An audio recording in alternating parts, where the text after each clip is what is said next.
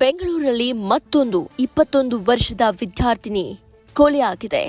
ಸ್ನೇಹಿತನೊಬ್ಬ ಬಾ ಅಂತ ಕರೆದು ತನ್ನ ರೂಮಿನಲ್ಲಿಗೆ ಈ ರೀತಿಯಾಗಿ ದೇವಿಶ್ರೀಯನ್ನ ಕೊಲೆ ಮಾಡಿದ್ದಾಳೆ. ಈ ಫೋಟೋದಲ್ಲಿ ಕಾಣ್ತಾ ಇರುವಂತಹ ಯುವತಿಯ ಹೆಸರು ದೇವಿಶ್ರೀ. ಬದುಕು ಇನ್ನೂ ಕೂಡ ಪ್ರಾರಂಭವಾಗುವ ಹಂತದಲ್ಲಿತ್ತು. ಇಂತಹ ಸಂದರ್ಭದಲ್ಲಿ ಅಪ್ಪ ಅಮ್ಮನ ಕನಸಿನ ರೆಕ್ಕೆಯಾಗಿದ್ದಂತಹ ಸುಂದರಿ ಅಮಾನುಷವಾಗಿ ಯಾರದ್ದೋ ಒಬ್ಬನ ಕೃತ್ಯದಿಂದ ಜೀವ ಬಿಟ್ಟಿದ್ದಾಳೆ. ಆಂಧ್ರದಿಂದ ಬೆಂಗಳೂರಿಗೆ ಕಾಲಿಟ್ಟಿದ್ದಂತಹ ಈ ವಿದ್ಯಾರ್ಥಿನಿ ಇವತ್ತು ಹೆಣವಾಗಿದ್ದಾಳೆ. 21 ವರ್ಷದ ಮೂಲತಃ ಆಂಶ ನಿವಾಸಿಯಾಗಿರುವಂತಹ ಈ ಯುವತಿ ಬೆಂಗಳೂರಿನ ಪ್ರತಿಷ್ಠಿತ ಕಾಲೇಜಿನಲ್ಲಿ BBM ವ್ಯಾಸಂಗ ಮಾಡ್ತಾ ಇದ್ಲು.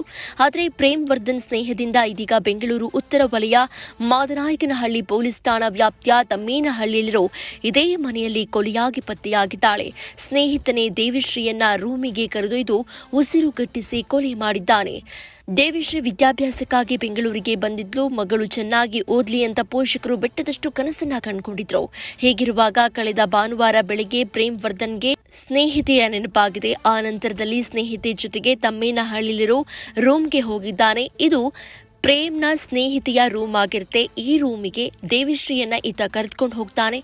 ಆ ನಂತರದಲ್ಲಿ ಆ ರೂಮ್ನಲ್ಲಿ ವರ್ಧನ್ ಸ್ನೇಹಿತೆ ದೇವಿಶ್ರೀಯನ್ನ ಕೊಲೆ ಮಾಡಿದ್ದು ಬಳಿಕ ಎಸ್ಕೇಪ್ ಆಗಿದ್ದಾನೆ. ಹಾಗಾದ್ರೆ ಆ ರೂಮ್ನಲ್ಲಿ ದೇವಿಶ್ರೀಯನ್ನ ಕೊಲೆ ಮಾಡುವಂಥದ್ದು ಏನಾಯಿತು ಅನ್ನುವಂತಹ ಅನುಮಾನ ಈಗ ಹುಟ್ಟಿಕೊಂಡಿದೆ.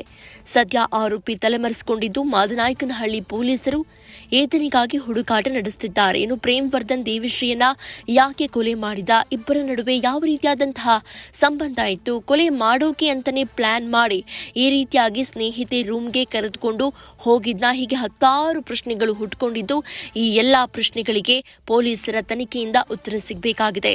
ಆದರೆ 21 ವರ್ಷದ ದೇವಿಶ್ರೀ ಕೊಲೆಯಾಗಿರುವುದು ಮಾತ್ರ ಸತ್ಯ, ಕಾರಣ ಮಾತ್ರ ಇನ್ನೂ ನಿಗೂಢ.